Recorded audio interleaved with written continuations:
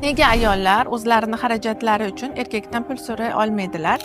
Qachonki ayol kishini ongida erkakka nisbatan ishonchsizlik bo'lsa, undagi qudratni, undagi kuchlilikni ko'ra olmasa, erkakdan pul so'ray olmaslik yuzaga keladi. Bolaligida otasidan pul ololmagan, otasidan yordam ololmagan, otasiga ishonmagan, otasidan uyalgan, qabul qila olmagan qizlar katta bo'lganda ham erkakka ishonch bo'lmaydi. Erkakka suyanish mumkin emas. Erkak menga hech qanday yordam bermaydi baribir degan ong ostida o'y-xayollar bo'ladi va shuning oqibatida, ya'ni erkak kishidan pul ola olmaslik yuzaga keladi.